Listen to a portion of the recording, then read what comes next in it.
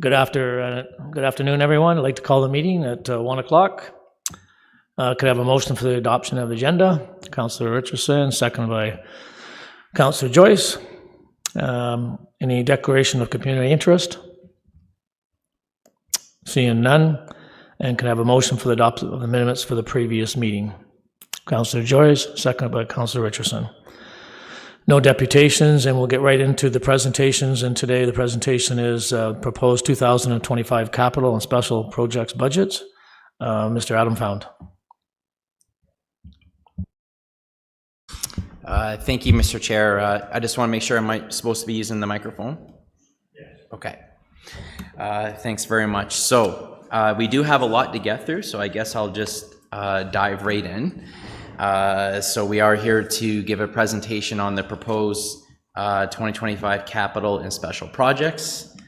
And the clicker, there we go. And the agenda is fairly simple. We're just going to walk through summaries of the three budgets that are the subject of today's presentation. So there's a special projects budget, a water wastewater capital budget, and a tax-supported capital budget. So we thought we would start off with making sure we all understand what a special project is. It's a specific and distinct tax-supported operating initiative that is typically not capitalized into a tangible asset owned by the city, typically requires more than a year to be done, and it's best budgeted and managed in very much the same way that we approach capital projects.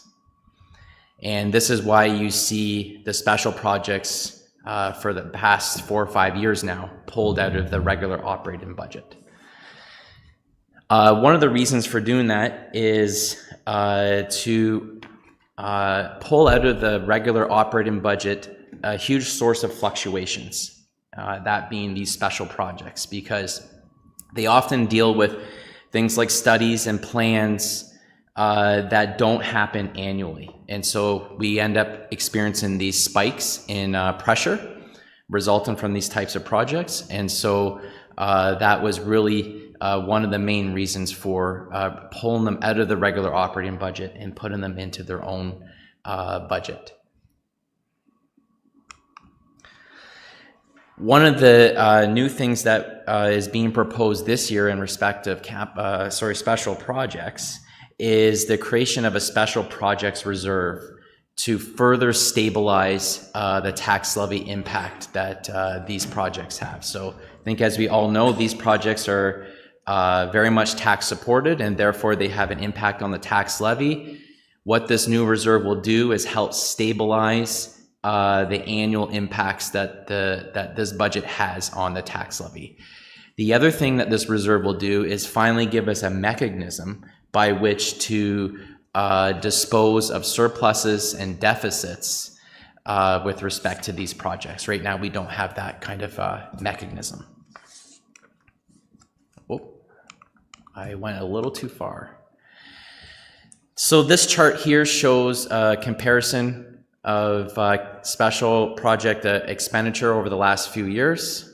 Apologies, the last bar there should actually say proposed 2025 instead of just 2025 under there. It's not yet approved. But you will see and notice the quite a large difference between what's being proposed for next year and what we have done over the course of the last few years in this area. I will talk about a lot of the drivers behind that increase, but certainly this chart gives you a good sense as to the difference. So when it comes to the proposed 2025 special projects budget, we can divide it up by department and division.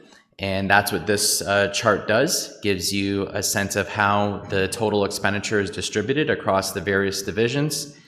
And if I had shown you this chart stacked up against the corresponding charts for previous years, what you would see is quite a bit of variation in these shares. And again, that really speaks to the volatility that we see with these projects. This chart shows the flip side, which is the financing behind the proposed 2025 special projects. And you'll see that the special projects reserve, formerly the tax levy directly, makes up the majority of the financing. So I thought it would be good just to walk through some of the notable projects that are behind the increase that we're seeing for 2025. And I think it'll help us understand that really what's happening for 2025 is a right sizing of the special projects budget, as opposed to a sustained massive increase that would be there for some time. So for the first project is we have the Stormwater Master Plan. So that was formerly in our plans as a storm sewer capacity study, but through our experience with the DC bylaw appeals and having reflected upon our needs in this area, we've upgraded that to a master plan.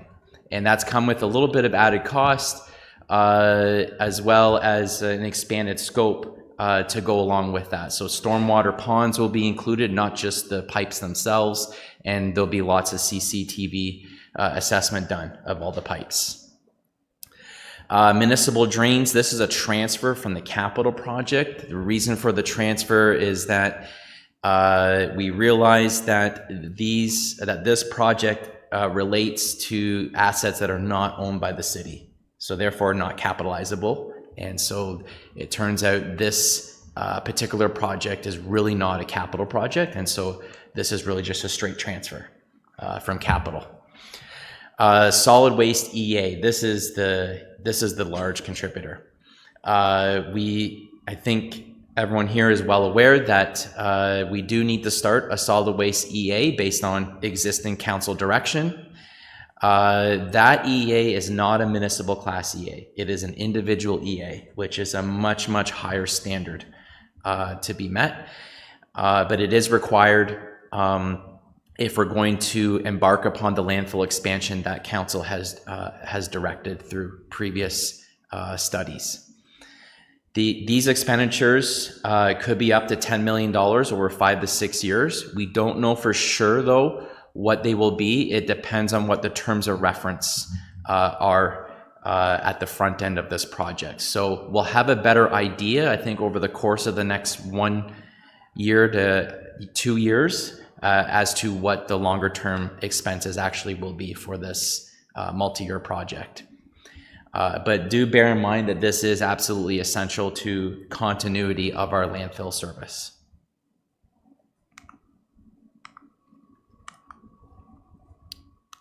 There you go. Thurstonnia drainage study. So this was a previously unplanned need, but we do understand that it is needed to address recurrent liabilities related to drainage in that area. IT special projects amount to $990,000. Previously, we had carried an allowance in the long-term financial plan at about $400,000 a year for this area.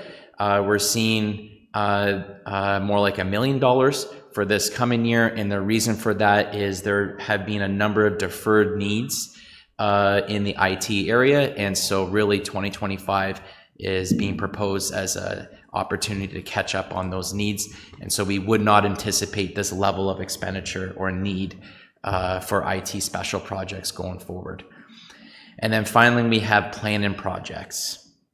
You'll see a good number of these in the 2025 proposed budget, and the reason for that is that they were previously budgeted in earlier years, but they were not acted upon. They were pretty much idle projects for various reasons. And so we thought it was best that those projects be closed, which they were, and rebudgeted for 2025. And so really that $620,000 is purely a shift from previous budgets to 2025. So it's really not a net increase. It's just simply a shift in the timing of those projects. Maybe I'll just go back to that slide. Sorry, this clicker is a little sluggish. There we go. Mr. Chair, would you like me to keep going into capital, or do you want to stop at the end of special projects? Why don't we just keep going, and if I see anybody has a question, I'll stop you at that time. How's that? That's perfectly fine. Thank you. So before we get into the main part of the presentation with respect to capital, I thought it would be good just to go over a few capital project fundamentals, just to make sure we all understand some terminology that you'll probably hear throughout this presentation and future presentations. So the first is a capital need. So a capital need is a generally defined investment in capital assets that is required in accordance with adopted municipal service levels. And sometimes those municipal service levels are legislated. So adopted here could mean it's council adopted or it's legislated, and we have to do it regardless of what council would like to do. So that's what we mean by a capital need. So how does that differ from a capital project? Capital project is a specifically defined initiative or activity that's designed to meet a capital need.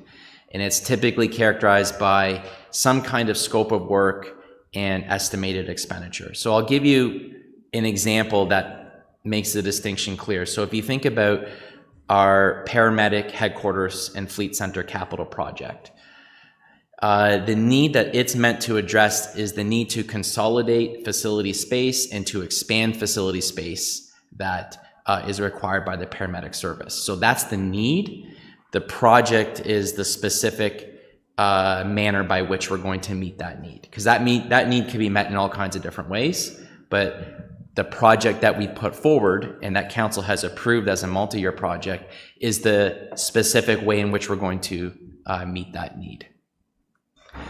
So going further down into capital projects, we have two main types. Stated good repair is the first type, and that's a capital project whose primary purpose is asset renewal. So replacement, rehabilitation, restoration, that kind of work.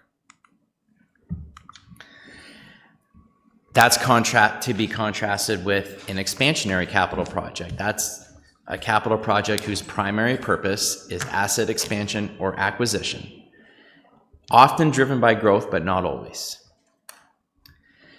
So we have two other concepts that I think are worth distinguishing here, and that's a capital forecast versus a capital budget.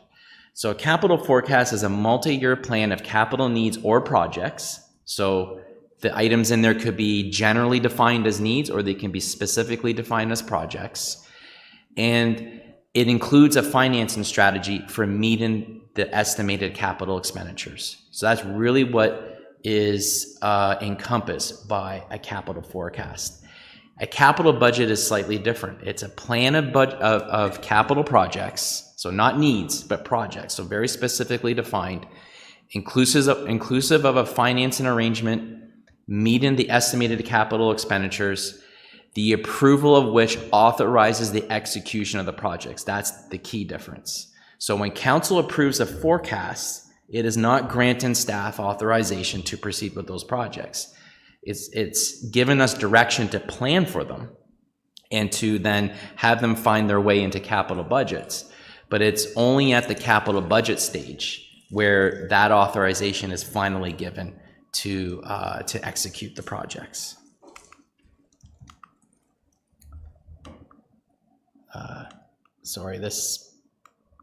There we go.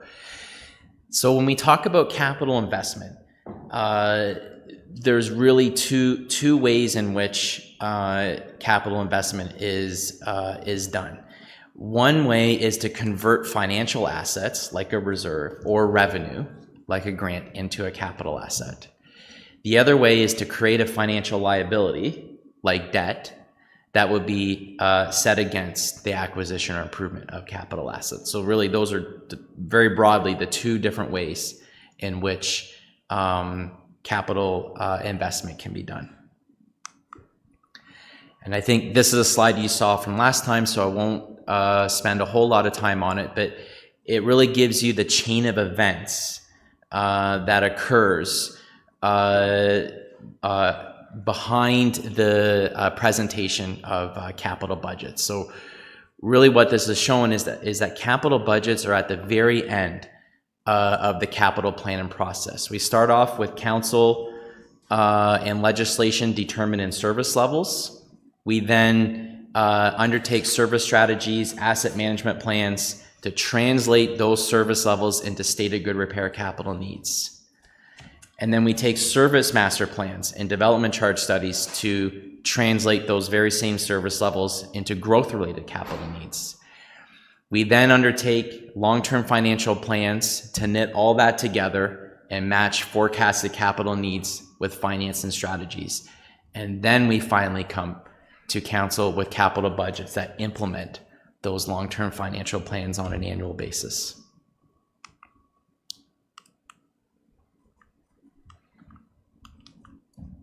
Okay, so we'll, in the capital section, we'll start off with the proposed 2025 water wastewater capital budget.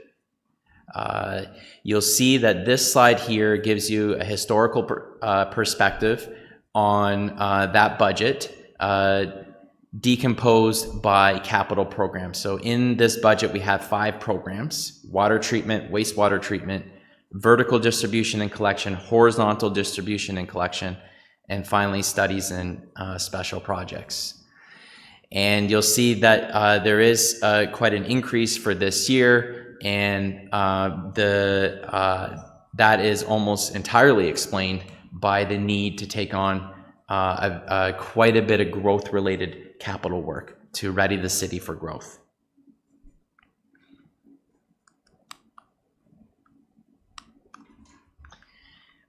This chart here gives you a sense of the distribution percentage-wise of expenditures from 2022 to what's being proposed for next year.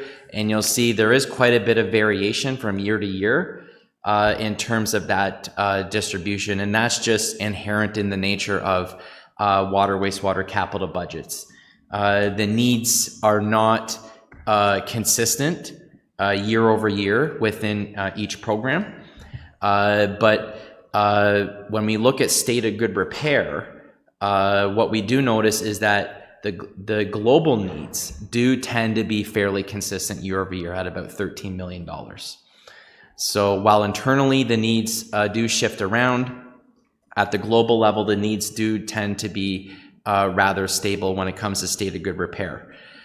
On the expansionary side is a different story. And that's what's driving a lot of the variation we're seeing for next year. The expansionary side is very heavy for 2025, but for good reason. It's to ready the city for some serious growth. So this chart gives you a breakdown of the proposed expenditures for next year when it comes to water, wastewater capital. And then this next slide is the flip side, and that's the financing to support those expenditures.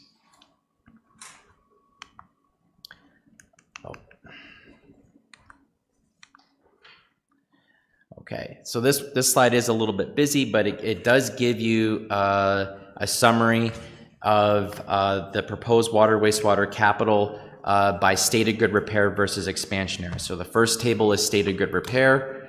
You'll see it's a little under $12 million, and that is pretty much in line with what we would expect, around $13 million a year as an average. So that's certainly in line with stated good repair.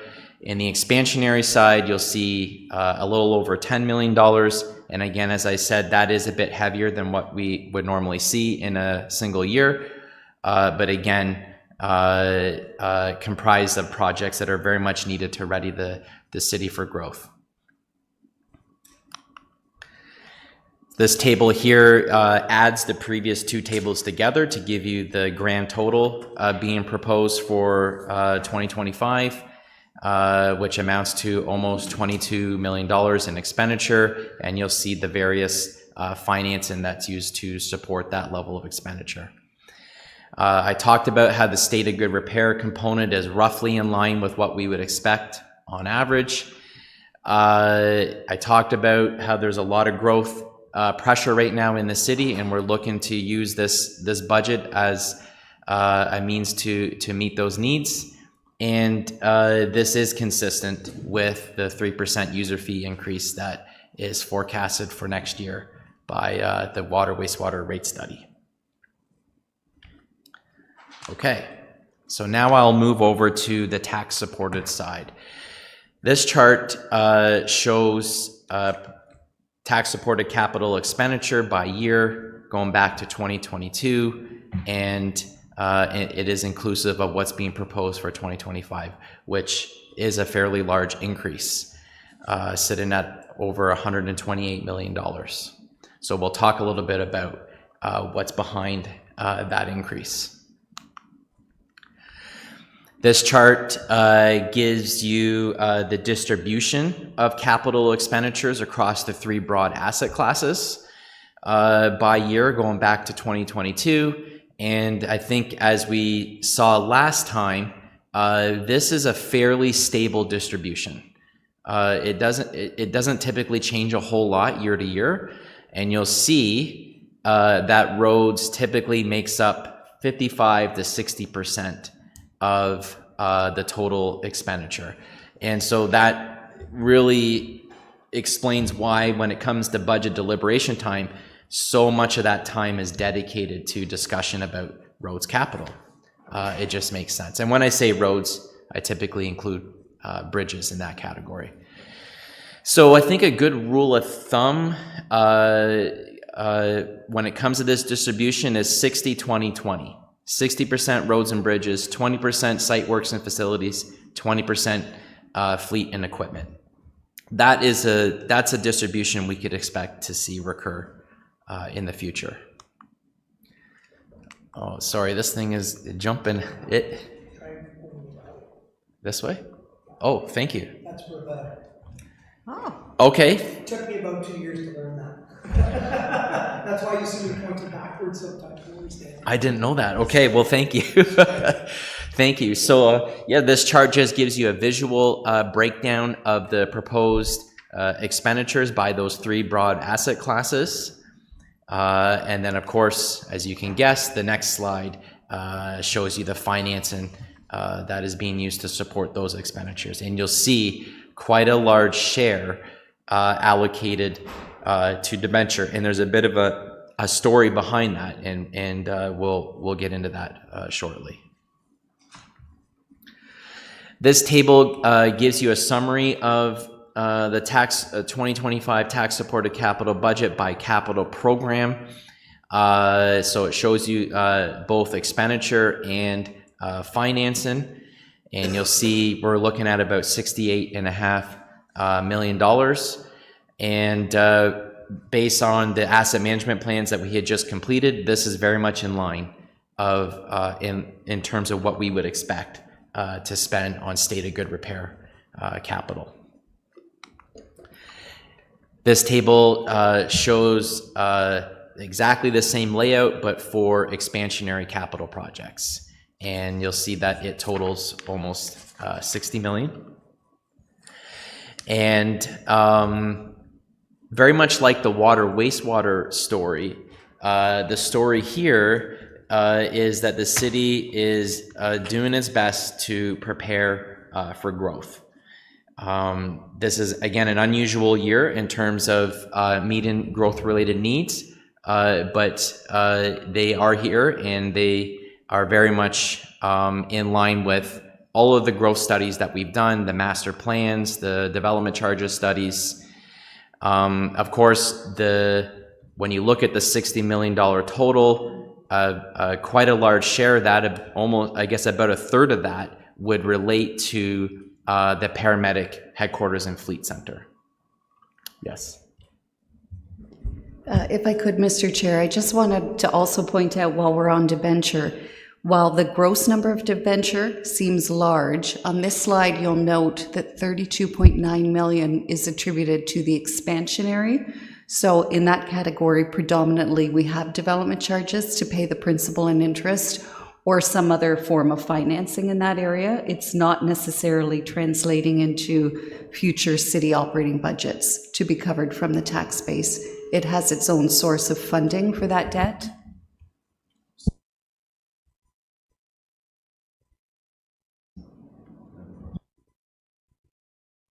Councillor Joyce.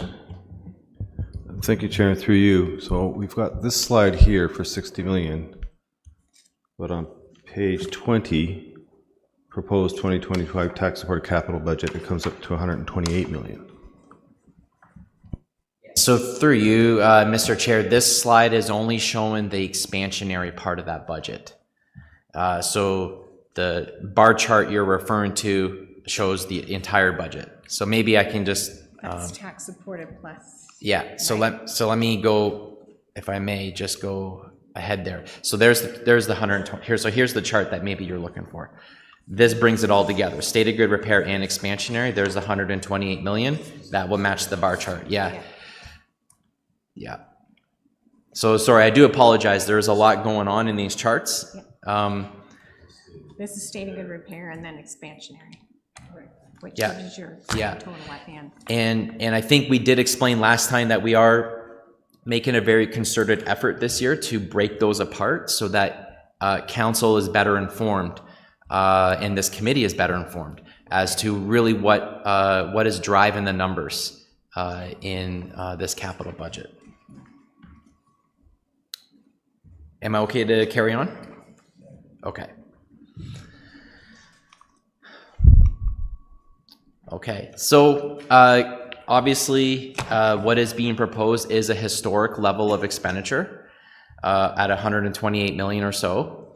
But we should understand that behind that number is some strategic usage of our reserves, our debenture, and other financing sources. And we'll talk a little bit about them in a bit.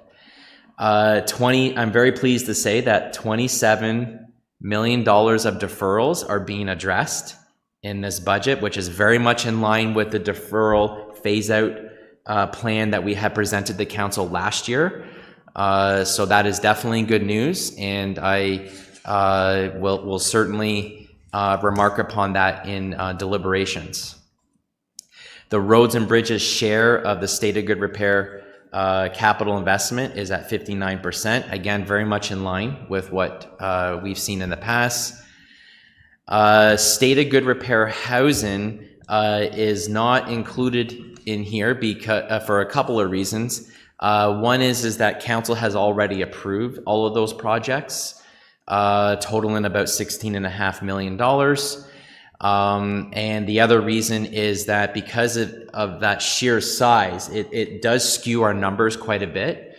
And so we thought for this upcoming year, it would be best to just show that program to council for its purposes of information, but then to keep it separate from the rest of the budget so as to not skew the numbers. This budget includes installment 2 of 3 of the paramedic headquarters and fleet center at $21.5 million. So that would suggest then the third and final installment will again be $21.5 million. And as I mentioned, we have a lot of expansionary work in this budget, especially with respect to roads, bridges, facilities, and the acquisition of fleet. Again, with all of that really being geared towards readying the city for some major growth. So we mentioned that we are doing our best to strategically use the debenture, so not to just blindly use the debenture, but to use it in a methodical and strategic way. The total amount of debenture being proposed in this budget is just over 59 million. And so I'll walk through some of the major contributors to that number. So 13.4 of that alone is for the paramedic headquarters and fleet center. And I think we did mention last time that we're still looking to the possibility of leveraging the Lindsay Legacy Chest Fund for that particular debenture because we think that there is potential for both the city and that fund to benefit from that arrangement. 14.6 million of the total is for the Murray Street and Highway 35 housing projects. but they are expected to, in turn, generate rental revenue that will in part be used to support that debenture. Another $24 million of the debenture is for long-lived assets such as roads, bridges, runways, landfills, and ice pads. So again, very appropriate use of that financing tool because those assets are so long-lived. Then we have about $7.1 million for fire trucks, park site works, and minor facility improvements that we would, for which we would not normally use debenture. But the reason why debenture is being proposed for them on at least an interim basis is, again, to allow the asset management reserve to catch up. We know the asset management reserve has a long way to go to become sustainable. So in the interim, we're having to lean on debenture more than we otherwise would to allow the asset management reserve to catch up. So that $7.1 million need in the future, we should see that diminish and in fact phase out entirely as the asset management reserve strengthens. I will speak a little bit more about the other uses of debenture in this chart, so the first 3 bullet points. So in essence, what we're looking at is debenture being used for major projects that are long-lived in terms of their assets, and or they're projects where we know that there will be a revenue generation aspect to them, like there is with the housing, that can then be used to support the debenture. So those are the ways in which, when we speak to council about, you know, good debt versus other debt, this is what we have in mind, is using debenture in this very strategic way to support, again, the long-lived assets, the major projects, and the initiatives that have some kind of revenue generation tied to them. So I did promise you that I would talk a little bit about why the numbers are so high for this coming year. First and foremost, by far, is significant capital cost inflation. That is the single largest contributor, especially on the state of good repair side. And we'll talk about some of the some examples of that. We also have some projects that have been deferred from previous years. We talked about the $27 million of deferred needs that are in this budget. That is definitely a contributor as well. Projects advanced to 2025 from future years. That's a relatively minor contributor, but it is there, and there's good reason for those advancements. And then finally, we have unplanned and unexpected projects. This is definitely the category that I would least like to have on here, but it is here. These things do happen. And one of the things I think you'll see with our efforts on the long-term financial planning side is building up our capacity so that we're able to absorb these things, because we know that we can't have perfection. So I don't think there will ever be a year where we will have 0 unplanned, unexpected projects come up. I just don't see that happening. After 10 years of experience, I'm almost certain that will not happen. And so I think what's incumbent upon us is to build the capacity into our financial framework so that we're able to absorb those kinds of shocks when they do come forward. But we'll talk a little bit more about them. So first up is capital cost inflation. I just want to give you a few examples of the serious pressure that we're feeling on that front. So the paramedic headquarters and fleet center, in 2022, we thought it would cost just under $15 million to build, but now it seems like it's going to cost $50 million to build. And that's just going from 2022 to 2025. That's a huge, huge increase. The Lake Dalrymple Bridge has more than doubled in the course of only 2 years. And again, this is not an isolated case. We're seeing this more or less across the board for bridges, a massive increase in the cost to rehabilitate and replace bridges. A little lesser of an impact on the Colborne Street expansion from Highway 35 to Charles Street. $5 million in 2023, now $6.2 million for 2025, but still a pretty significant increase. Pickup trucks. I think this one's probably easiest for all of us to grasp because it's so tangible, especially if you purchased a vehicle lately. $47,000 in 2022 versus $73,000 in 2025. So while those numbers in absolute value in comparison to our overall budget are not large, it gives you a sense of the underlying cost inflation that is being felt. Going from $47,000 to $73,000 is a massive increase. Okay, the second category here is deferred capital projects. And again, I would see this as a good news story because it means that we're catching up on those deferrals from previous years. I won't read through them all on this slide because we did talk about these last time around, but you'll see that we are making pretty good progress on catching up on these deferrals. It's just that the cost of doing so means that this coming budget is heavier than it would normally be. I have a question for that. Yes. All these deferrals that you're looking at right now, does that means that these are happening in 2025? Yeah, or at least they're proposed to happen in 2025. And you'll see in the parentheses in each head in there, or in each item, is the original year noted. So some of them are date from 2019, 2021, and so on. So it gives you a sense of the extent to which they've been deferred. Maybe just to clarify or add on, that was forecasted projects, going back to your language, not budgeted. So they were not budgeted in those years.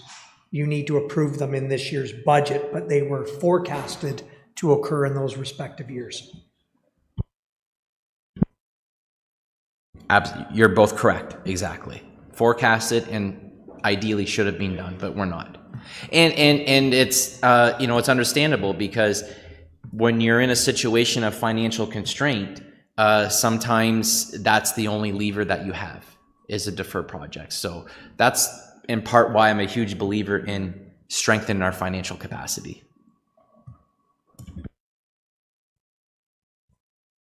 Sorry, Adam, just to add to that as well, some of these projects were deferred not because of finances, right, but for other objectives, right? For example, there's a few of them that come to mind. Canal Street, we defer them because we're working with Trent Severn for land acquisition.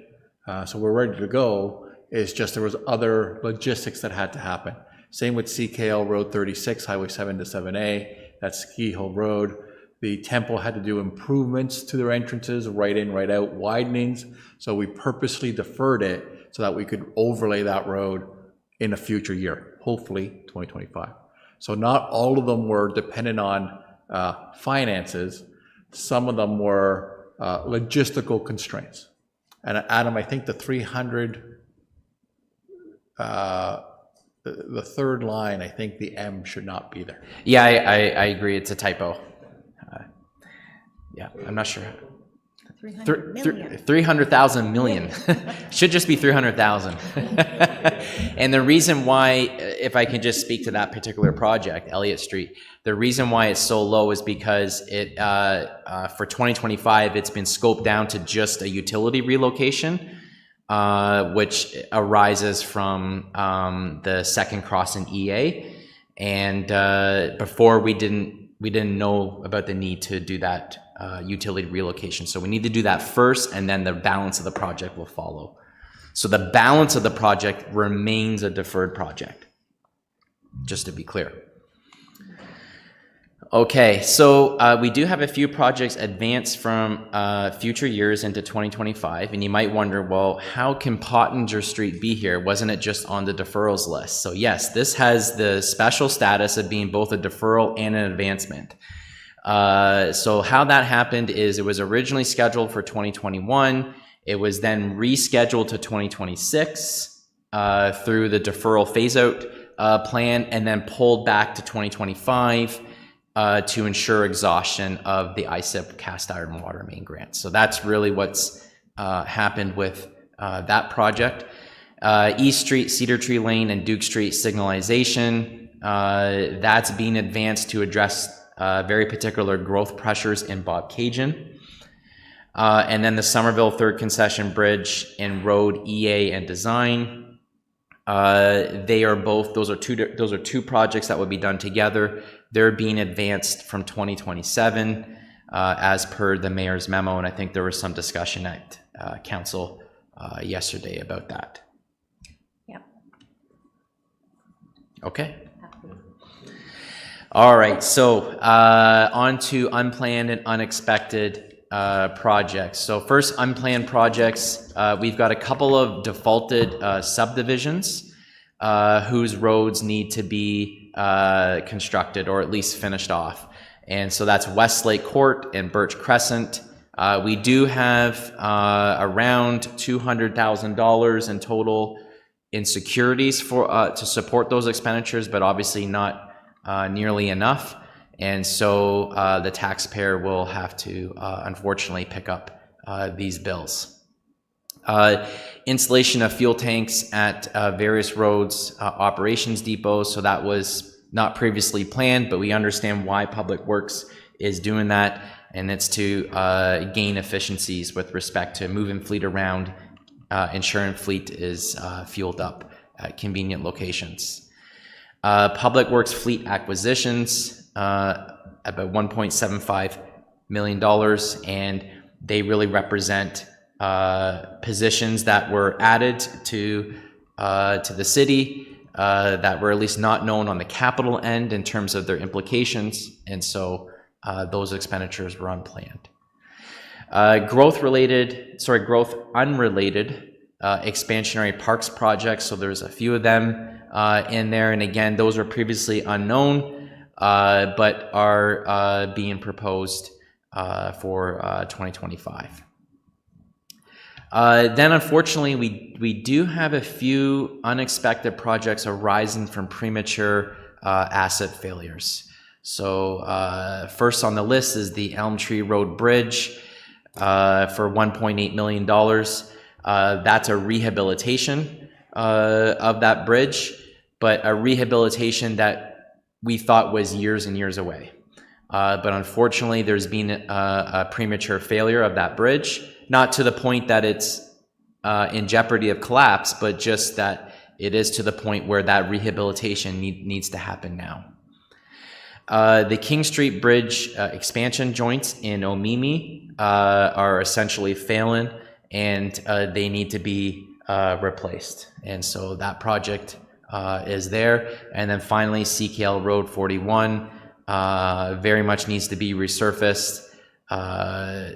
It's perhaps the winters have been very harsh on that road. I'm not exactly sure of the exact cause, but that resurfacing need wasn't expected to be in 2025. I have another question. Absolutely, yes. When you're looking at the construction defaulted subdivision roads, that's obviously a construction company, maybe they went bankrupt with that. Is there any way we can get more money in hand so that does not happen? So specifically through you, Mr. Chair, specifically for these two roads. So the first one on Westlake Court, that's still an active, we still have an active agreement with that developer. That developer is in litigation with his engineer and his the construction company that he hired.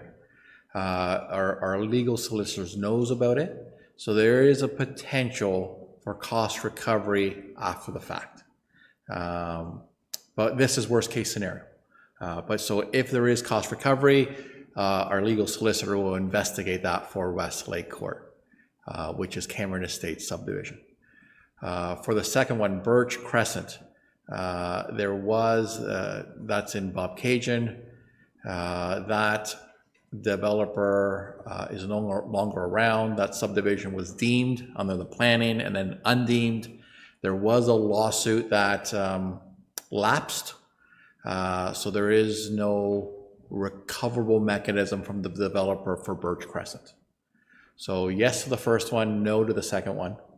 And then our current practice now is to take full securities for any subdivision work that we enter into. So for any agreement we enter into, we take 100% securities, and we are very conservative on how we reduce them.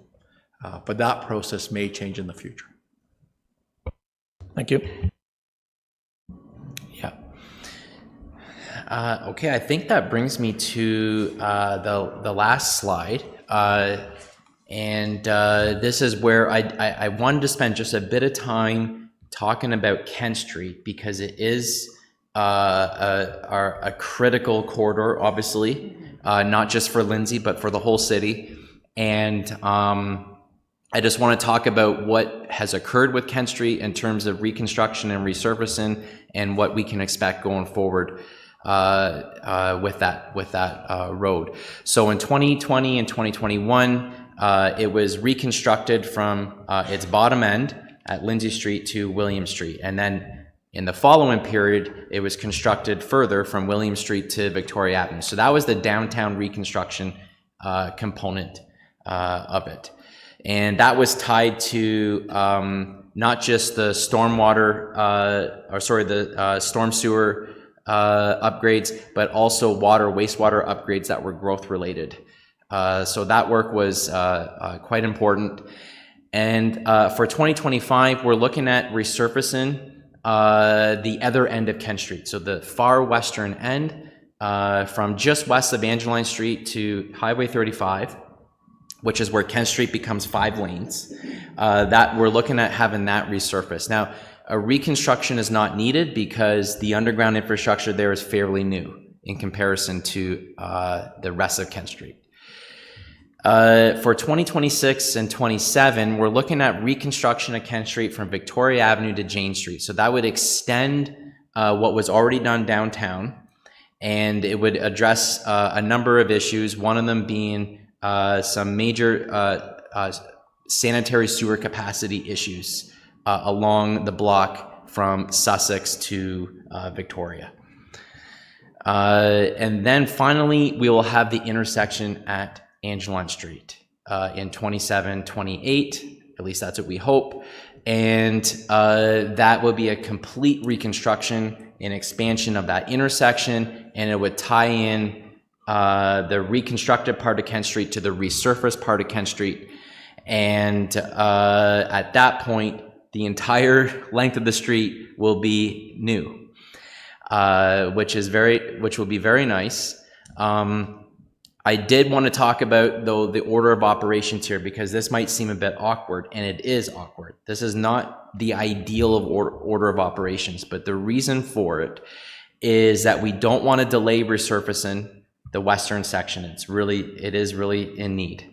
The other reason is that we're having some delays in the environmental assessment for the intersection at Angeline Street, which are pushing that component of the project to the very back end of this list. And for the other piece, from Victoria to Jane Street, we previously thought that we could get away with a resurfacing, but the new information coming back from the wastewater master plan suggests there's a major constraint on the sanitary sewer from Victoria to Sussex, so you're definitely into reconstruction there. And then for the rest of that segment, the underground infrastructure is sort of borderline as to whether you would want to replace it or not, and we're just erring on the side of caution to just replace it while we have the road tore up.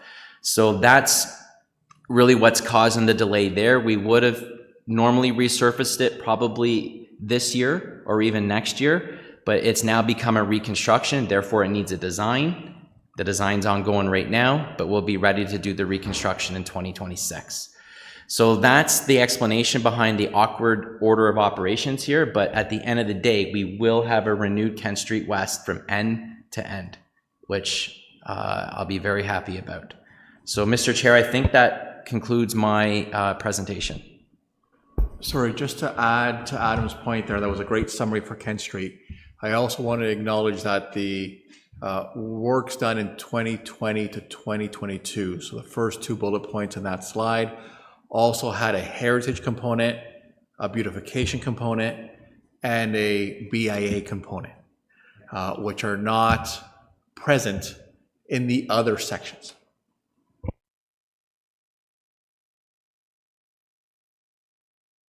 Councillor Richardson. No, thank you. And while we're on the slide, through that next part then for next year, that resurfacing, we are always getting complaints about traffic calming through that area. So I just wondered, is that going to be addressed or at the same time?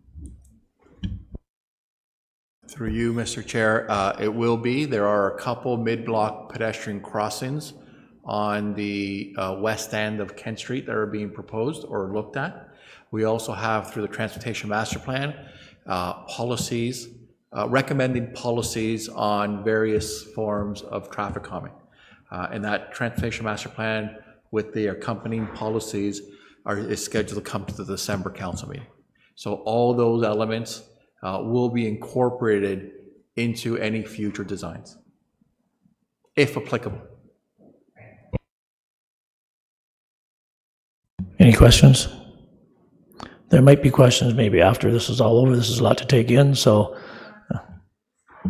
Sure, I just wanted to mention one thing if I could, Mr. Chair, and I just wanted to remind the committee that it did receive, I think last week, copies of the proposed budgets in detail, so at the project level. I just wanted to make sure that you did receive them.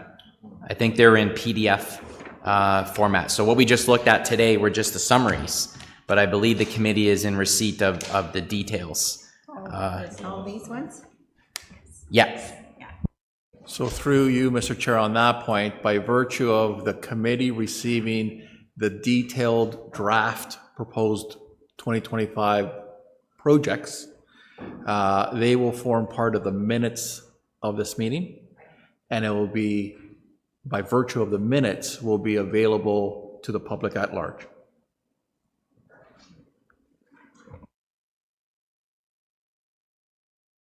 We'll take turns because there's a lot of slides. How's that sound? Right at the beginning of your presentation, we talked about providing a mechanism to address the surpluses and deficits.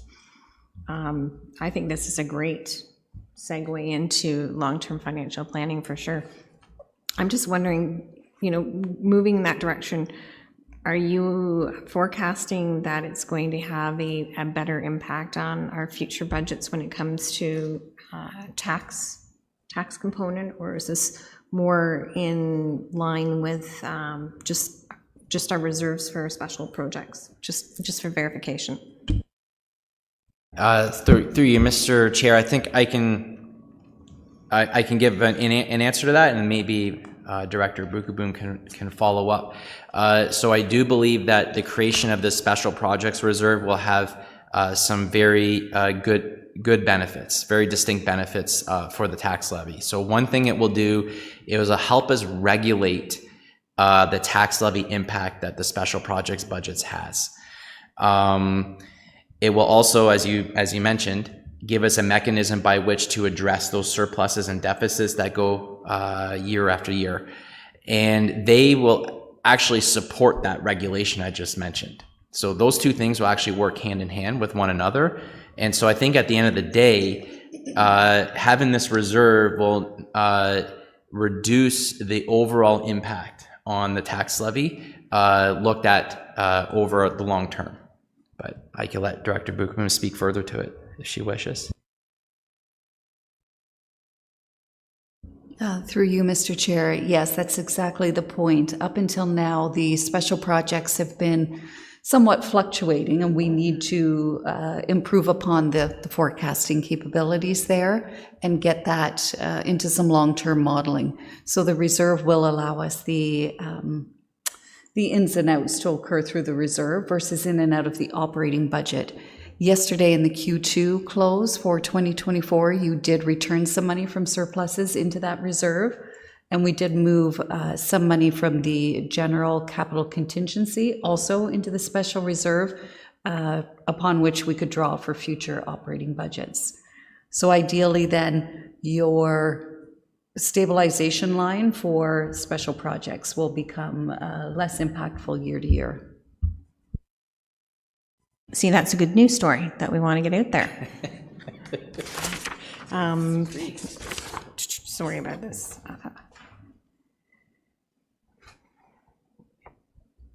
If you got one, not. Sure. Sorry. I have a follow-up to that. First of all, great presentation. Thank you very much. It's very clear, succinct, and I recognize the hard work that you and other staff are doing in really putting the city in good financial health and footing. And but here's the big but. We all know that there's huge pressures on 2025, and there's still a property tax increase that we're wrestling with. So I fully recognize the importance of, here's just one example, the Special Projects Tax Levy Reserve. But maybe this is something we do in 2026. I'm looking for ways to bring the property tax down because of all these unusual pressures all hitting us in 2025. So that, you know, maybe that's one thing we push off. Recognizing the importance of it, but wait 1 year. I'm just throwing that, I'm not saying we do that, that's one item I'm looking at. Is, you know, well, I got the phone here, okay, never mind. So my rebuttal to that is we're looking at how much more these projects have grown, and I think they're going to continue to grow. So we've got to find a balance between those other pressures and making sure that we are succinct moving projects forward, or we're going to end up paying for it in the long run anyways. The difference between paying things and throwing money into a savings account. If I could, through you, Mr. Chair, maybe this is helpful, I'll try. In the 2024 budget, you transferred $1.6 million worth of financing towards the special project. So there's already an amount in your base budget. It just wasn't technically going to a reserve. You were funding special projects in year through that 1.6. In 25, that amount has risen to 3.9 million as a result of, through COVID and some other forecasts that weren't as solid. So it's not like it's a new budget line, it's definitely an increase. And as opposed to funding it within the operating budget in year, we're suggesting the 3.9 go to reserve and give us some balance, some flexibility in there. Now, we do recognize that is a large increase, and we're looking at some mitigation strategies. You'll see when we come forward with operating budget on October 10th and 11th, and some strategies to perhaps mitigate the increase from 1.6 to 3.9. Any more questions? I got one while you're waiting here. You go through the examples of significant tax support, capital cost inflation. The paramedic building from 14 million to 50 million is just unbelievable. Not much we can do about it, but that really does hurt. Yes, through you, Mr. Chair, it really does, unfortunately. And the other unfortunate thing about that is it's not the only case. We're seeing that sort of pressure on all facility projects, especially the construction of new facilities. And I think to Councillor Richardson's point, I think we can't expect that will go away. I think that's the new expectation going forward, unfortunately. But I hear you. Sarah? Yeah. Thank you. Through you, Mr. Chair. Again, I'll attempt to see if I can explain this in a way that's easily understood. So the paramedic building is fully financed. It's fully debenture focused at the moment. There's some DCs, and the rest will be debenture funded. When we allocate that debenture principal and interest in future years, we will allocate it to the paramedic state of accounts in their area. And then the province will fund amortization on that building at the 50% cost-sharing ratio. So there will be some recovery. They won't directly recover principal, debt, and interest, but they will give us amortization dollars. So there will be some offset to the future debt. And again, we'll strategically determine whether it's a 30-year debt, spread it out as far as we can, et cetera. So we're also looking at mitigation strategies on the affordability of that repayment. Councillor Joyce. I have a follow-up to that too. When I see a $50 million figure, I could be wrong here. That tells me you don't really know how much it's really going to cost yet, do you? It could be 52.3. It could be 48.9. I mean, so that's one question I have. And within that is the third installment of 21 point something. When does that come through? That's my other question. Okay, yeah, through you, Mr. Chair. So I'll answer the second question first. So it's a 2024 to 26 project with 3 installments over those 3 years. So 2024, 7 million, which council has already approved, and then 25, 26 being 21.5 million each. As to your first question, I agree that the 50 million seems like a very round number. But I can assure you it just happened to work out that way. Originally, that estimate was actually 49 million. But then after speaking with IT, we learned about their need for a secondary server location, and that's what actually brought it to 50. So that's what actually, that's really what happened in the background. So I agree, it seems like a very round number, and it might indicate we don't really know, but that actually is the estimate. Yeah. At least right now, until I hear further from our friends. Any other questions? Go ahead. Sorry, through the chair, just to update you on October 8th at Committee of the Whole, we are bringing that project forward to all of council to walk through the details of that project and the funding component to it. So stay tuned for that. That'll be coming to you on the next Committee of the Whole agenda as well. Councillor Richardson. Thank you, and thanks for that too, because I think there's probably some provincial changes too when it comes to building that building that we probably weren't aware of a couple of years ago either when we were forecasting. So can I just look into, can we shift? Are you okay? Or you want to stay on paramedic? No, that's my favorite question. Okay. When we go into our water and wastewater and we're looking at that increase based on growth-related capital, so those horizontal distribution and collection, just for layman's terms, can you just kind of give us a better description on that? Just because it is a huge number, and I know that the residents are going to see that, and maybe if they can have a better understanding as well, that would be helpful. Absolutely, and through you, Mr. Chair, I'll give some preliminary commentary, and then perhaps Director Rojas can supplement if I've missed anything. So maybe what I can do is I'll go right to that program, horizontal distribution and collection, and just walk through the expansionary projects that are in there. So the first one is Canal Street. If you open up your package, you'll see Canal Street mains is the first project from Sherwood to Seakill Road 36. The sewage component of that is not expansionary. That's just replacement. But the water side is expansionary. And in essence, what we need to do is expand the size of the water main to ensure that we can continue to serve growth in Bobcaygeon. So that part is very much expansionary. The Logie Street mains, the Lindsay Street mains from Logie Street to Highway 7, that's an emplacement of mains where mains currently do not exist. So it's an extension of water and sanitary sewer mains from Logie Street to Highway 7, and of course that is very much geared to serve the development that is occurring down there.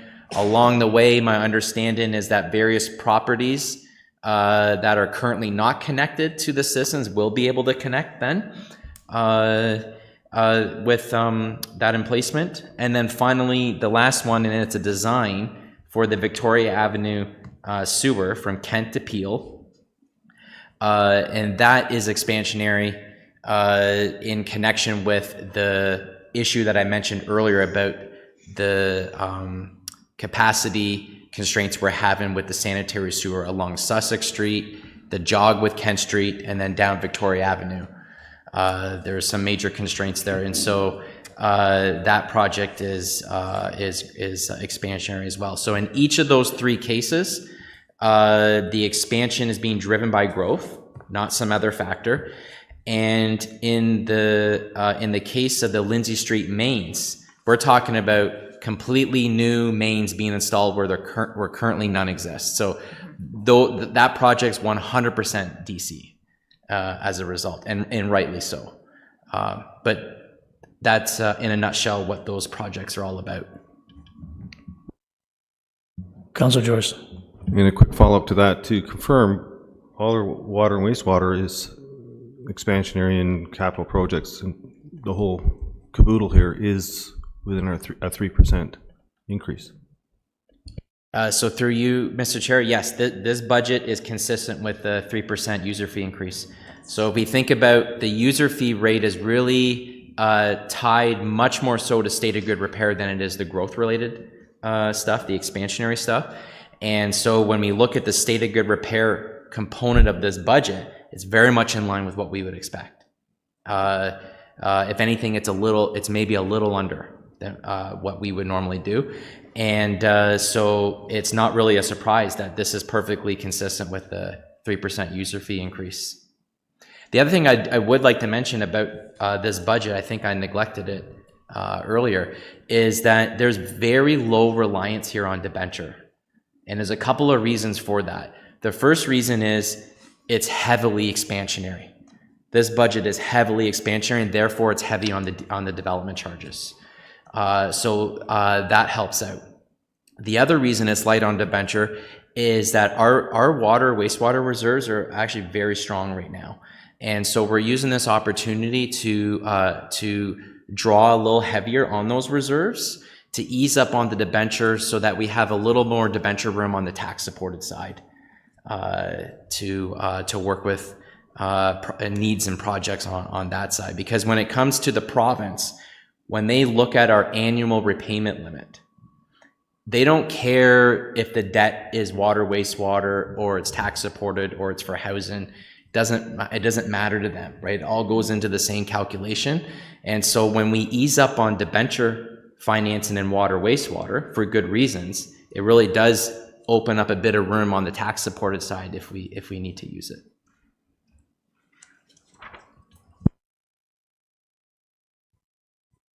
Any other questions? Okay. We could turn to page 28.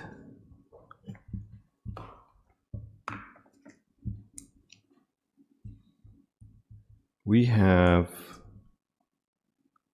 oh there, yeah, 59.1 million in, so my question to that is, where does that, and I could probably direct it to Director Bukaboom, is where does that put us in the debt ratio?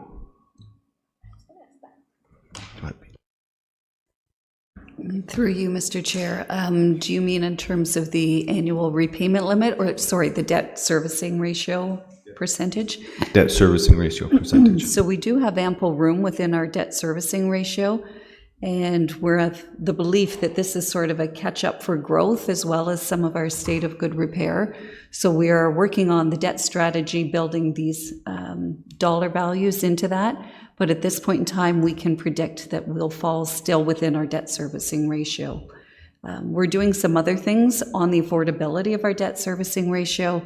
As I referred earlier on the paramedic building, we're stretching longer term assets out over a 30-year time period. That will help our debt servicing ratio. We're trying to time it so that we, of course, wait until the interest rates drop before we go out for this year's debenture, and we'll do the same next year. And then as the benefit of the debt strategy is it's showing some of the older 10 and 20 years debt coming to expiration, so we're replacing it with this new debt. And then anticipating finally that the new growth upon which these projects are predicated, that new growth will come and aid in the repayment of the debt. So our debt service ratio changes as our revenue changes, and our revenue is anticipated to increase due to growth. Thank you. Does that mean we're still at 10% with this? That Well means within, okay. we are well within. We have a very high capacity that we would not really ever want to fully go to. This still leaves us room within the amount available. I believe legally we can go up to 25% or something like that, but we don't want to go there.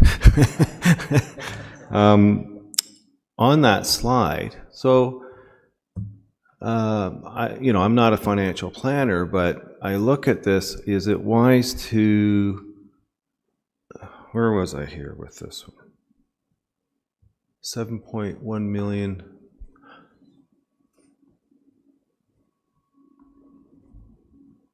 I think my question was 7.1 million. Is it worth it, the borrowing cost? Yeah. Oh, I know my question now. Is it worth that bottom bullet point, 7.1 million, to debenture that because you want to put more into an asset management reserve? Is the borrowing cost worth it? So through you, Mr. Chair, in my opinion, it is for a couple of reasons. So one is these projects are needed, regardless of how they're financed. The second reason is that if we don't use the debenture for them, we don't really have an alternative for these projects, because if you shift asset management reserve financing over to them, then you're taking it away from some other project, right? And so it becomes a bit of a shell game there. So the way in which I would approach this is to ask the question: are these projects that we would care to defer? And the answer is no, I think, in the opinion of staff. And we actually are trying to get away from deferring projects, right? So while we would prefer not to use the debenture for these particular projects, in this year we really don't have a choice but to use it for these projects until that asset management reserve gains full strength. So that's really the response I would have to it. We recognize it's not ideal, but at the same time, these are projects that we just don't want to defer. In other words, we would like to see that deferral list phased out. We'd love to see it phased out. And if we defer these simply because we don't like the idea of debenturing them, it's just going to add to that pressure. And I don't know that it would make us better off. Okay, thank you. If we could turn to pages 20 and 21.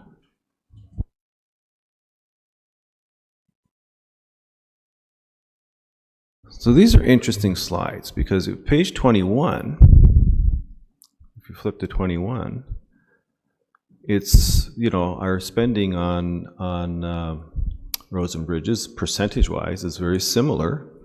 Same with site works and facilities and fleet and equipment. We flip back to page 20. Wow. So one question I have here is the 59% we're spending on roads and bridges. What percentage of that 60% is state of good repair versus expansionary? All right. Back to the summary tables in here for tax supported capital budget. Forward in this case. A little bit more. There we go. Okay, so we'll look at this table in the next one. So if you look at roads and bridges here, it'll be the first few programs after multi-year capital projects, and you could add them up. I don't have the sums at my fingertips right now, but you could on your own time and just look at these and compare this chart. If you could flip forward to the next chart, here's the growth related side. That would have a much different distribution. and it's very volatile, so I typically don't show a chart for that. But if you go back to the stated grid repair slide, this one, you'll be able to get your answer out of it. I got my answer already. It's, the state of good repair is huge, so it's really demonstrating the increase in buying asphalt and cement and Yeah. the inflationary costs. So through you, Mr. Chair, you beat me to it. The chart that shows the distribution of the costs across those three broad asset classes, you noted how stable that distribution is, despite the massive increase in total spend. That's an indication that capital cost inflation is very much at work across the board. Right? Because the fact that the distribution remains the same despite the total expenditure going up is an indication that there is an underlying factor that's affecting projects and programs across the board. And that factor I would suggest is inflation. I have two more questions. One is, where's the Colburn Street Bridge? Where's that? I don't see that. So through you, Mr. Chair, it's on Colburn Street. Oh, Just kidding. We need a I'm bit of just levity. kidding. I like that. I'll be right back. I want to go check it out. It's a good question. So right now, the project is being done in a couple of phases. So the phase that's being worked on right now is the preparation phase. And that is to finalize the design, and I understand it is just about finalized, and to deal with issues around property acquisition, utility relocation, that kind of stuff, to get the site ready for construction. And so the construction budget is, I understand, is to come in 2026. Okay. Yes. Okay. So that it's will not be- in 2025. Okay, because I'm looking at expansionary under bridges and culverts. We only have 1.4 million. And I know That's not the that's bridge. not enough. That's not the bridge. That's no. not the bridge. Oh, okay, so this is No. 2026. So we're not even thinking about that, right, for 2025. That's right. Yeah. Okay, I thought the early design that you're talking about was coming through in 2025, and I go, well, where is it? So No, and in fact, through you, Mr. Chair, the design's already approved by council. It's nearing completion, as far as I understand. Right now, we're just working on those preparatory measures to get the site ready for construction in 2026. So is there anything in the budget for the Colburn Street Bridge to do all these things that you have to do?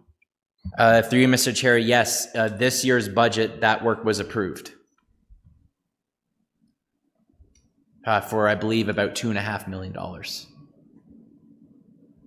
Yeah. And my last question is page 33, please. And we've seen this slide before in an earlier presentation, and you don't have to, I'm not asking for an answer right now, but unexpected projects, absolutely, those are asset failures. They have to be looked after. Totally understand that.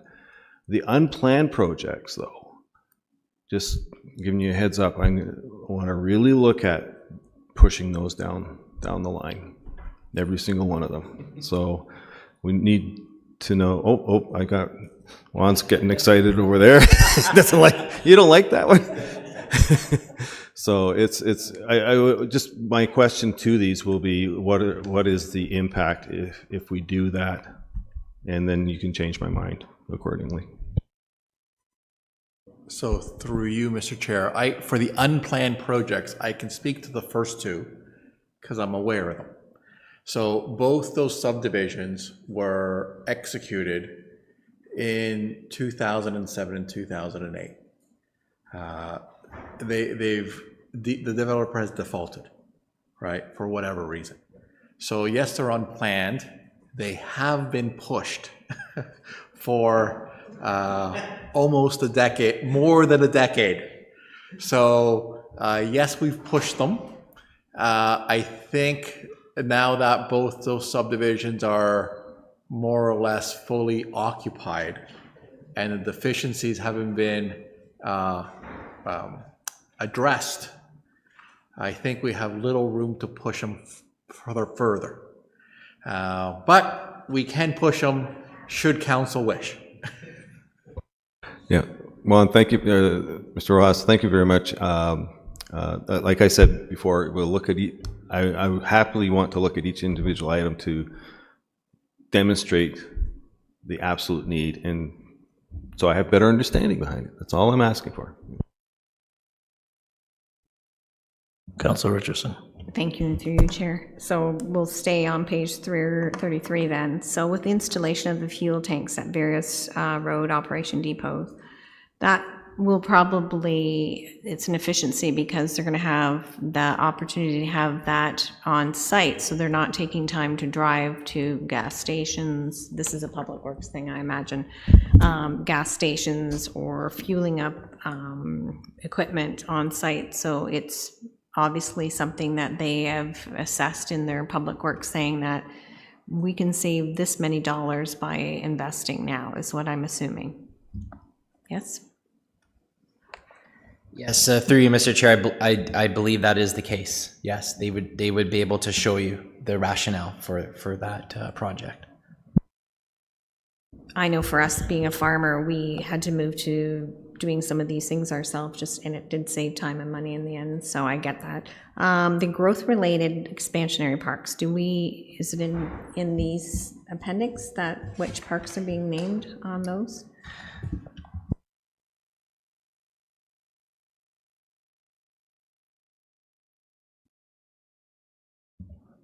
One might be the road on McDonald Park, I think is more money, I think, than was expected. I'm not sure if that's one of them.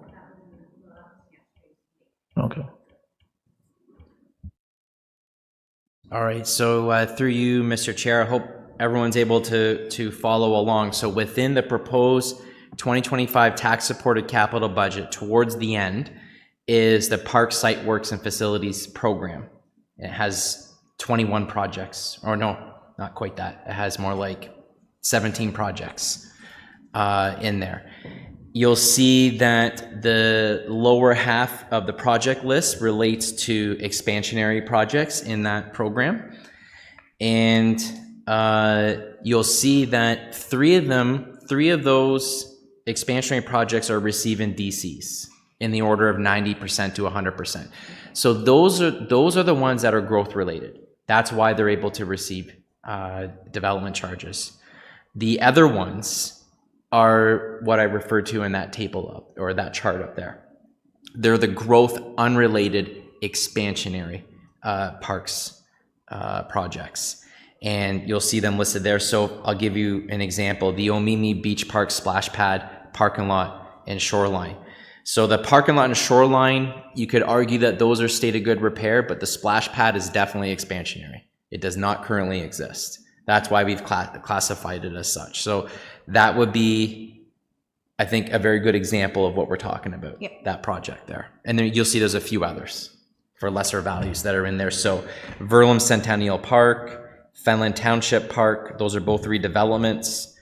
And then Wilson Fields storage bins, and Centennial Park, centralized east docks, they are installations for things that don't currently exist and are not growth related. Thank you, that helps just to identify those. So can we just, one more question on page 32, when you look at the expansion of advancement of Pottinger, Victoria, there's some grant money in there. What would that grant money be? Sure. If you go to the water wastewater budget, back to the horizontal distribution and collection program, we already looked at that program. Third on the list is Pottinger Street mains from Victoria Avenue to West End. It is a replacement. And then you'll see there about $455,000 coming from the ISIP grant for cast iron water main replacement. So that's where the grant is coming in. The constraint with that grant right now is that all projects done under that grant need to be substantially completed by October 2026. And right before this project moved forward, the project list in this respect was very much back-ended into 2026. And speaking with engineering, came to understand that it couldn't possibly get all those projects done in 2026. And so that's why Pottinger Street's been pulled forward. Good question. How much more cast iron water mains do we have in the city of Kawartha Lakes?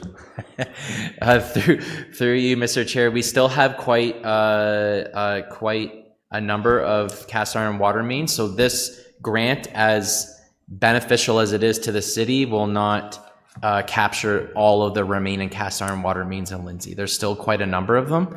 And so when these grants come out, we just do our best to jump on them and to address those water mains as best we can. And even without the grant, we still are working towards ridding ourselves of all the cast iron water mains. I think it's mostly an issue only in Lindsay. I don't know that there's much in the way of cast iron water mains in the other communities because of when they were built, those systems. Do we still flush and camera all these water mains? I'm not sure if that happens yearly. And would the cameras and everything pick up anything that would show that there's some defects in the cast iron? Sorry, through you, Mr. Chair. So this is more of a public works question, but we flush water mains or water systems, and we camera gravity systems like storm sewers or sanitary sewers. So we couldn't camera a water main, but they do flush them, I think, on a 2-year cycle. But again, that would have to be confirmed with Public Works. Any more questions? Okay. Can I have a motion? Oh, sorry, go ahead. So maybe not a question, but more of a comment, Chair, and more for those that are following along, I think, with this process generally. So the presentation that was given today was a very high-level overview. You saw on some of the slides summary tables that were for the proposed capital programs. Committee has had distributed to them at this same meeting the summary charts in more detail. And I wonder if it would be valuable to just take 5 minutes before we adjourn to just walk you through what you have in front of you. And then that would be forming the baseline for your deliberations a couple of weeks from now. Are you okay with that, Chair? I'm absolutely fine with that. Okay, and so maybe I'll, without putting sort of staff on the spot, but because we were referring to those, but they're not publicly accessed yet. So as the director mentioned, after today's meeting, these summary tables will be on the website for any other council members, the public, and or staff to be able to track through the process. So I'll go in the order of the presentations, maybe for simplicity. The first was the special projects budget that was presented to you. There is a summary table of that that was provided to you, and it will be posted. I don't think it was on one of the slides, the actual final summary of it. So I want to make sure that Chair and members of committee, you have a copy of that in front of you right now. So it's a 2-page summary of all the special projects. Some of the questions that you were asking were related to sort of strategies to fund and how we can afford certain projects. And I want to draw your attention to the last line of that chart for special projects, just to put some context around it. And so if everybody's there, you should be seeing on the very far right-hand lowest corner, the total budget for special projects proposed, $5.767 million. Everybody's there? So I just want to make sure you're comfortable with the different categories as well for financing. So when you see expenses with a total, and then it balances obviously at the end, there are a number of funding sources. And many of them are not, in this case, tax-supported funding. They're grants from government. They are development charges, as you'll see there. There's some that are in reserves. Now, some of those reserves are flow-through. Other ones are sort of a cumulative that are then applied to it. So when you deliberate, I I believe your focus will predominantly be, and it's based on questions that you've already posed to us, on those areas that are going to impact the tax support, in this case of a special project, predominantly. Certainly it's fair game to look at how do we manage debt, if that was the debenture column or some of the other reserve management, but you really should be looking at the special projects reserve line in this case. That's the flow through for the tax support component. So maybe I'll just pause there just so that you're comfortable with that concept. So of the 5.7 million, 3.9 million essentially would be funded through tax supported monies. And certainly we'll walk you through when you get to the deliberation state. Sorry, I want to back up one other.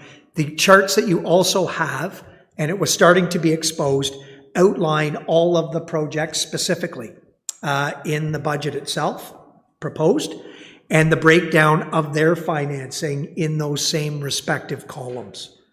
So you're asking great questions. I acknowledge that you're just getting these charts today.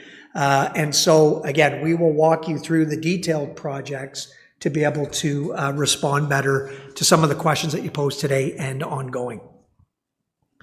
So I'm going to pause there, and I don't know if there's any sort of questions generally on the special projects budget structure, or if Adam and or Sarah had anything, and or Juan had anything to add for special projects.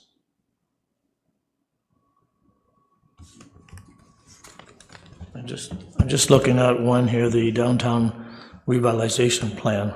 Existing plans requires regular updates. I'm not quite sure what that is.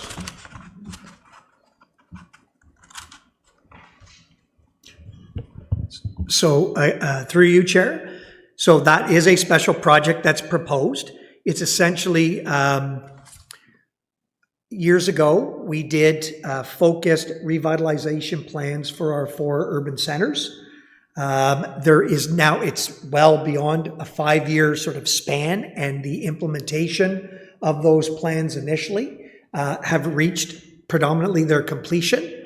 There's now a need to go back out to those community groups and organizations, chambers, and so on, and look at new strategies that would then be in place for downtown revitalization efforts for the next 5 to 10 years. So that's what's proposed in that exercise. I think through you, Mr. Chair, I think the previous plans were predominantly focused on downtown reconstruction in a number of cases. And I think the CAO is correct that those have mostly been fully implemented. And so now what we would be looking at are plans that now go to whatever the next stage is envisioned by those local community groups. So revitalization could take on a number of different aspects. And that could be signage, parking, et cetera, et cetera, et cetera. Okay. Okay, thank you.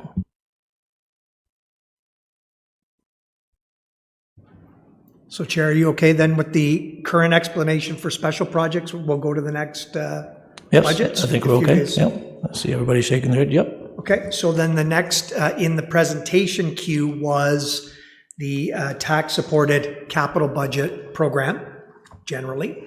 So you would have a hefty summary table. It lists the different capital program categories, are the headers, and then it, like the other special projects budget we just talked about, it then it has the projects broken down in those respective areas. In some cases, there's a summary of projects. We were just touching on a few of them. It shows the net expenditure, and then it shows how it would be proposed to be funded in those respective columns. Now, maybe for that one, without going too far, you would have seen on the slides here, there was 3 summary tables. One was state of good repair, one was expansionary, and then one was the combination of both of those. Can we just put up the summary table for all capital?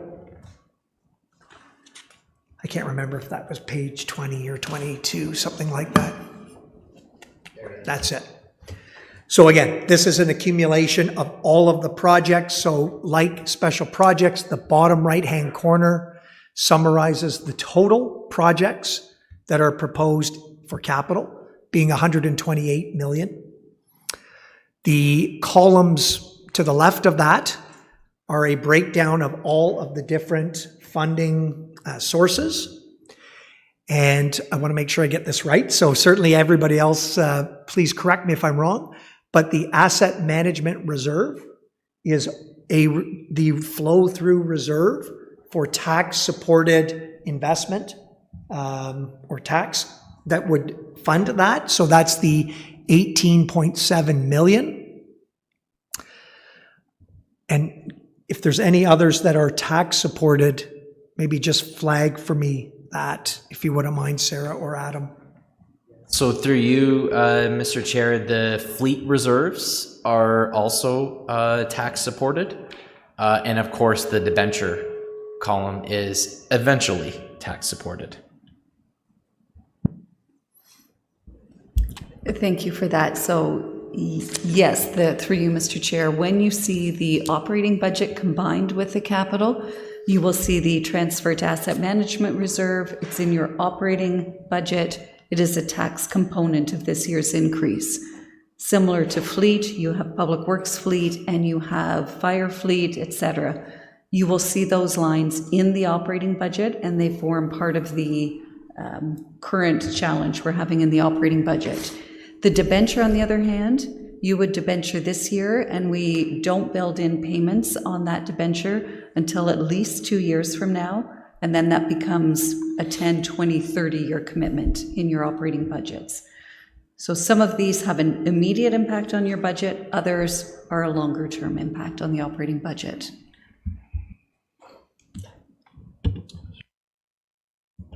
When we debenture for 20, 30 years and we set up whatever the interest rates at time, are we stuck for that for 20, 30 years, or can it be negotiated?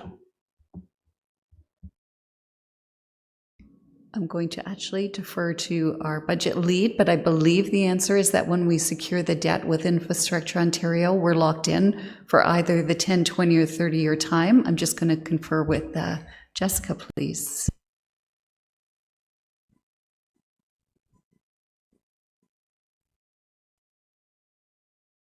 So to confirm, yes, we're locked in, and that's the point that we're always trying to look for the most strategic time. So we're waiting for interest to drop October 23rd, if not December, and then we'll go out for the next debenture.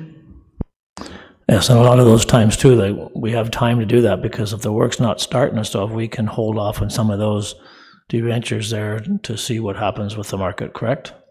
Yeah. I was just going to say that answers all our questions right there. Push everything to 2026 when interest rates are at the lowest point. Borrow the money then. Okay. Sorry, I have, more seriously, I do have another question. State of good repair. Are we on, with this budget, we're still on top of state of good repair with all our buildings, correct? We're not letting anything slide there? Through you, Mr. Chair, yes, we are, and it's not just with respect to facilities, but the entirety of the state of good repair component of this budget is very much geared towards the expected asset needs for all of our existing assets. Okay, but my understanding with roads, we're always a little bit behind that. Ideally, we need more money to stay on top of good estate repair with roads. We'd like to maintain all of them right on spec, but we can't seem to do it. So through you, Mr. Chair, so again, I think I would go back to service levels, because that's going to tell us whether we're ahead or behind or right on target. So when it comes to roads, we do have a certain service level which is measured through the adequacy rate. And I think that's right now set by council to be about 72%, something like that. And my understanding is that we are actually achieving that, if not exceeding that slightly, and that this budget is in line with maintaining that course. So if council wishes to raise the service level, because when it looks at the road network and it says, you know what? Yes, we're meeting the current service level, but it's just not good enough. We want to have a higher service level. That's a discussion for council. And if council makes that decision, then that would flow through into our plans and then therefore into our budgets. So I think the answer to your question is we have a certain service level that's adopted by council. We have been meeting, if not slightly exceeding that service level, and this budget is very much in line with that expectation. Thank you. And one more, I got a question here. When you started talking about state of good repair, probably it's housing, buildings, and so on. By keeping that, the cost and them up, that also will help us with our assets, right? And the amount of money that how much assets we have and how much money we can borrow, correct? Because if we don't keep up our housing, our buildings, and our roads and everything, then we won't have enough assets to even actually borrow any money. Am I correct to say that? Through you, Mr. Chair, if I could attempt the answer, when you say housing, are you referring to the public housing, the Kawartha Lakes Haliburton housing? So the plan that council adopted November 2023 was a 5-year plan for keeping up the remediation on the state of good repair assets. And you approved upgrades of $16.5 million on the housing stock. And you were doing that strategically so you could obtain the CMHC grant, the Canada Mortgage and Housing Grant. That secured you $5 million, and the city debentured $11.5 million as those projects are completed. So over that 5-year term of that plan, that should keep your state of good repair in healthy shape for that portfolio. And what about all the land that we owned and so on? That is an asset. I'm sure it's all been appraised. And do we use that as an asset also when we borrow? Through you, Mr. Chair, land is an asset, but it's not one which we would typically borrow upon. So as you're aware, we're going through the strategic review and the surplus properties, et cetera, and looking at the right sizing of all lands. But perhaps CAO has something else to add on land. It is an asset, but we do not debenture land as an asset. So through the chair, maybe it's more a clarification of the question. I think what you're inquiring about is the amount that we can borrow or debenture based on our asset base, like as almost like collateral, if you will, in a private setting. And that's not the case for municipalities, right? It's more based on our revenue ability to collect revenue through taxation and through others. That's what sets the sort of debt limits and ratios. Certainly separate and distinct, though. We want to be good asset managers and stewards for a whole bunch of reasons, but purely for borrowing, they're not correlated. Okay, thanks for clarifying that. Thank you. Any more questions? And if there is any questions, I'm sure that we can send you a few messages, Adam, to catch up on that. So I'm sure there might be. Yeah, Mr. Taylor? Sorry, and I don't want, so what we didn't touch on was the final budget, which was the water wastewater that was presented sort of in the presentation. I believe we only touched on the capital side of the water and wastewater program today. So what you have distributed to you, very similar, is that user rate budget on the capital side only. And when you get your update on the operating tax support, you'll also get the operating component to the water wastewater program. And identical to the others in terms of how it's presented, it will show the overall proposed expenditure, in this case for capital, breaks it down into the different programs, and then notes the various financing sources. And I know that one, Dr. Found did confirm, the question was asked, that it was within the long-term financial plan targets or forecast for that respective user rate budget of the 3% total.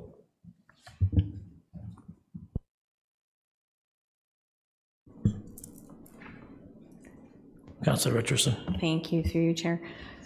So looking at this water and wastewater, and we look at water treatment, we have a huge amount of rural water treatment facilities that we have to look after, and I know they're all getting quite old.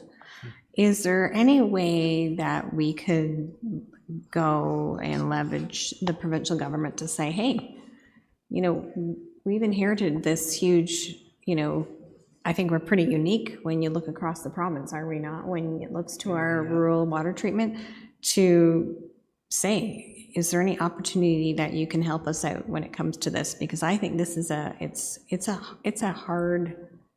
one's a hard one on our tax base, I think. I don't know if there's any updates or direction you can help me understand it better. So through you, Mr. Chair, yeah, there is a lot to unpack there, so I'll do my best. The city is in a fairly unique situation in this regard. So the councillor is correct. We have 21 water systems and we have 6 wastewater systems. I don't know of another predominantly rural single-tier municipality that has that many. Maybe Chatham-Kent does, yeah, but I wouldn't classify Chatham-Kent as predominantly rural by population because of the city of Chatham being part of it. But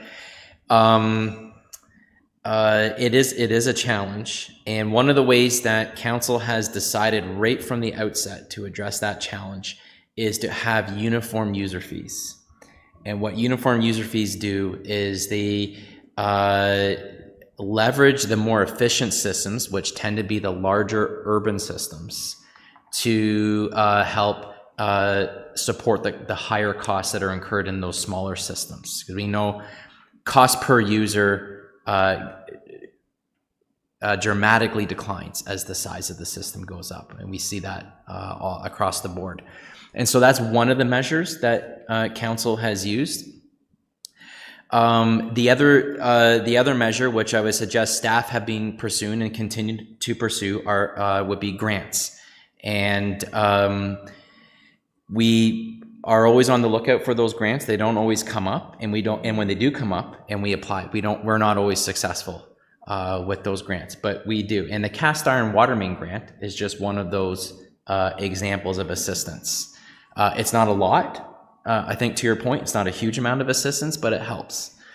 One thing to mention about the grants is even if we secure a grant that is directed towards one of the larger systems, and let's say it helps us renew the infrastructure there, or helps us expand the infrastructure there, or the plants there, what that does is it enables those systems to grow. And we know as they grow, they can better support the smaller systems. So even if the grant is not going directly to these costs here, which I agree, they're predominantly for the smaller systems, even if we don't have grants that go towards them and instead go towards the larger systems, there's still that indirect benefit for those smaller systems. So those, I think, are 3 different ways that we're trying to deal with this issue, and I think council has done a good job of dealing with that issue. With that said, we are still on the lookout for more grants, so we'll keep you up to date on that. Okay, so we're doing a good job. How can we do better?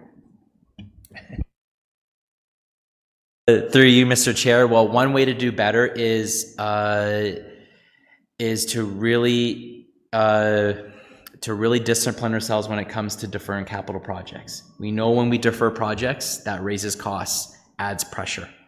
That's certainly one way we could do better. Another thing that City Council could do, if it chose, is to engage in further conversation directly with the province. That could come in a number of ways. The mayor could do that informally. Council could do that through resolutions. You can engage the province through official venues like the AMO conference, for instance. So there are opportunities to have those conversations, but I think purely from an asset management point of view, I don't see that there's a lot more that we can do. I think we're doing the best that we can. I think we're doing a good job.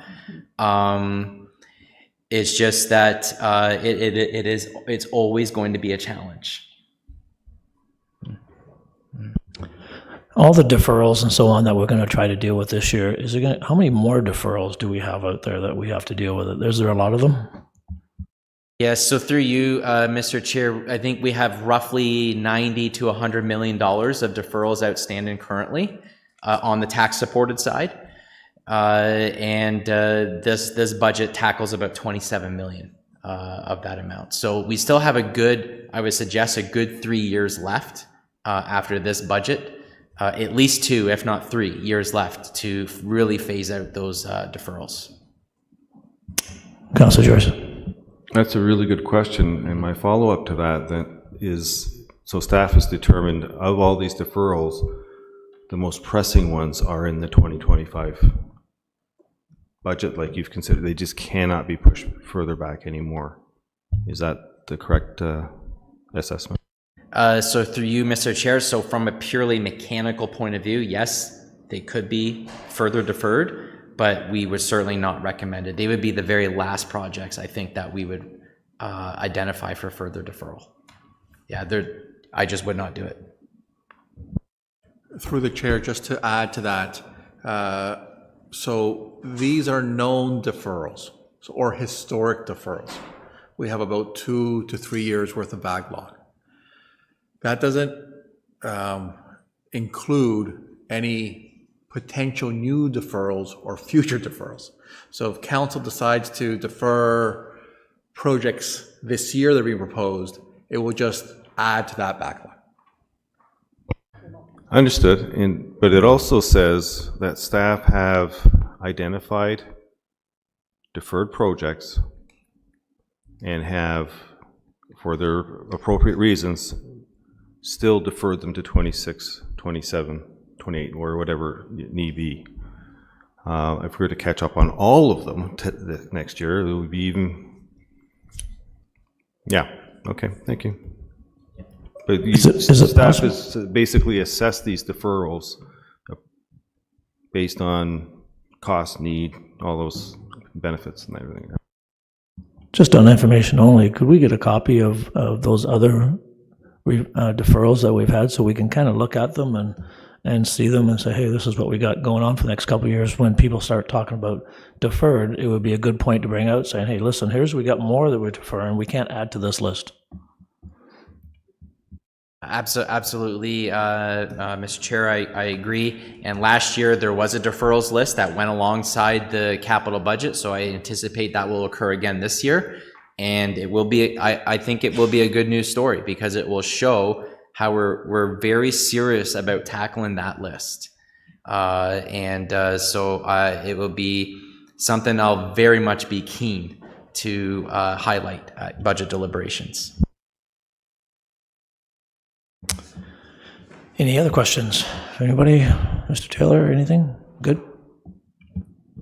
Thanks for the opportunity. If there's any questions that you have sort of between now and your deliberation date, certainly reach out to any staff or any of the team here to sort of help you through. We'll make sure to get all that information online, and we'll be drawing and directing sort of others that are tracking and following the process as well. I was going to just comment generally on the deferral list. Great question. We'll make sure to bring that actually to the next. It's not starting this year. To Adam's point, we actually had a strategy to pick off deferrals that were accumulating. You saw on the chart, some were pre-pandemic.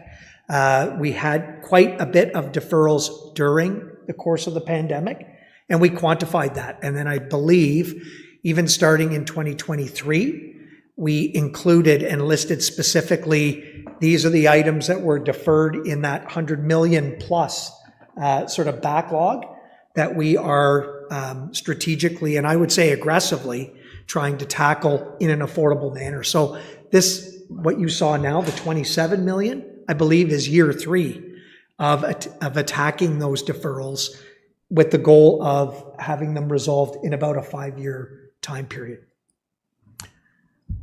And it'd be quite confident to say that with all the deferrals that we do see, these are the ones that you have chosen that need to get done now, correct? Yes, so through you, Mr. Chair, that is safe to say. In some cases, it may be because there's particular pressures that are pushing the project. So there might be growth pressures. There might be a grant that we're trying to secure. It may not be necessarily because the asset is in such dire straits, but there could be other factors at play as well. But for the most part, that is correct. It's largely because those $27 million of projects are fundamentally of the greatest need and need to move forward now. Okay, thank you. Any other questions? Seeing none, could I have a motion to receive the proposed 2025 capital budget and special project budget by Adam Found? Councillor Richardson, seconded by Councillor Joyce. Thank you very much. And could I have a motion to adjourn? Councillor Joyce, seconded by Councillor Richardson. Thank you very much for your presentation today. Thanks, everybody coming.